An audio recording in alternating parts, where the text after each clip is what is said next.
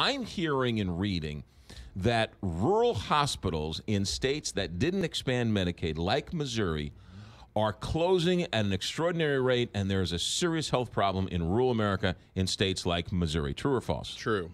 We have, so far, Missouri's lost 3 rural hospitals since the Affordable Care Act passed, and a large part of that is because we did not expand Medicaid, but the federal government in the Affordable Care Act started cutting back on the amount of funds they give to hospitals to cover uninsured folks.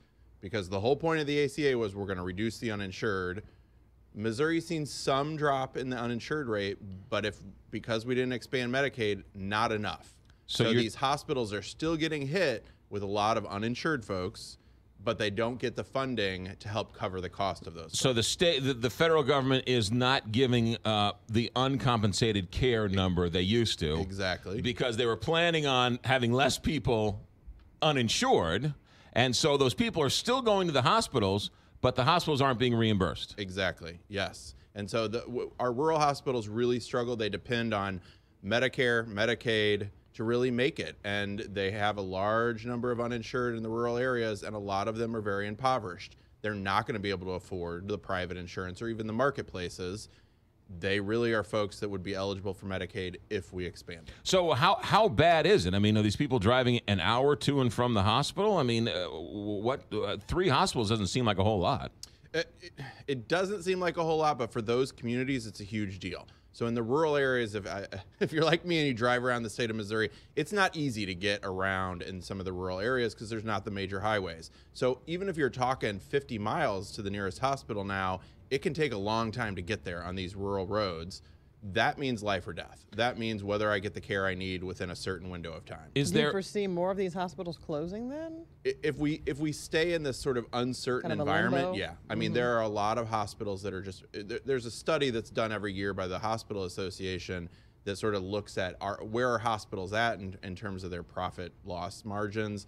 We got a lot of hospitals that are they're not making it. They're -1%, -2% in terms of revenue. They can only hold on for so long. And a lot of the bigger hospitals had started buying out some of the rural hospitals, but now the big hospitals in the more urban areas are saying, this environment is so uncertain, we're not going to take the risk of buying up some of these rural hospitals and keeping them afloat. So we're in this place where the rural hospitals, a lot of them are just sort of on their own to try to make ends meet. Let's talk about uncertainty overall, because it seems like there's the law that passed, but there's a lot of directives by the secretaries of health and so on and so forth, the Tom Prices of the world. So while they are against Obamacare, they're not forcing a lot of these regulations, but yet, so the bad is not there, but the spending is there, but the revenue is not there. How much of a nightmare scenario are we in? We're in sort of a worst case scenario where there are issues with the Affordable Care Act that need to be fixed. But we have an administration that is also actively working against that law and trying to just pick at it a little bit here or there by either changing regulations that they can change or just making funding cuts to certain things. And so we're the ACA, if they keep doing that, it's just going to get worse and worse. So we're in this spot where we really need to make some fixes to the Affordable Care Act. It doesn't look like Congress is going to be able to completely overhaul this, the Republicans on their own. Right. So we're in this process where, this morning's interesting. So the Senate bill is dead as of now. Right. I'm not convinced that it's totally dead.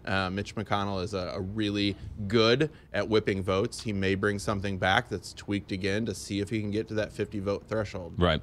What does this mean for insurers now if nothing changes, which is a real possibility, and we go in this sort of half-baked world where half of us want it, half of us don't? Insurance companies have to come up with new plans for next year and new policies and new pricing. How do they do that in this unsure world? Well, and that's part of the struggle is in this unsure world we're seeing in the marketplaces across the country that insurers are just throwing up their hands and saying, this environment is too uncertain. We're not willing to take the risk that we're going to lose money by participating in this. And so Missouri got really lucky this year. We had a couple of insurers pull out, and we were going to have 23 counties that had no marketplace plans offered.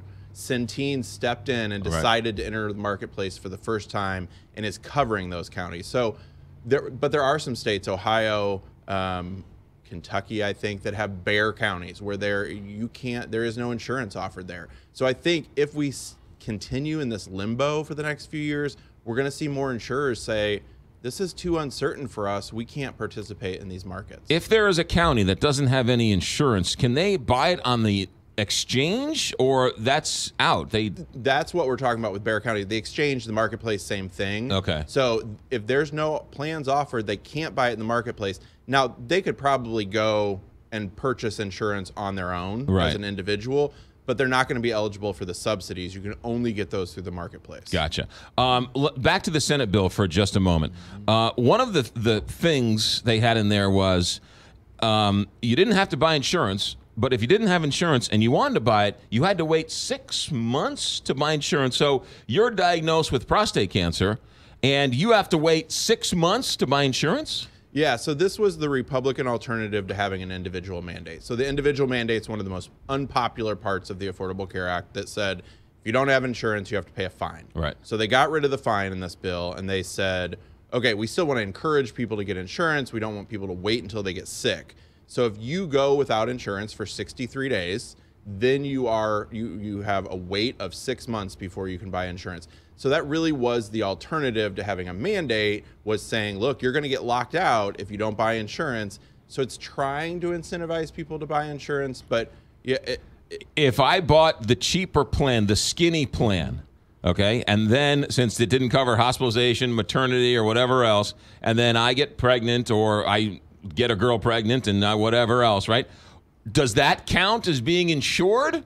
And can I then buy the better insurance once I'm diagnosed with a disease where I need more insurance? So it not necessarily it depends on the situation. So in the case of a pregnancy, that may give you an opening to buy different insurance. The problem is usually you get that special enrollment period if you lose your insurance. So if you have a bare bones plan, you're not really losing your insurance. You just all of a sudden decided you want better insurance. Right. So really, for the most part, the answer is no.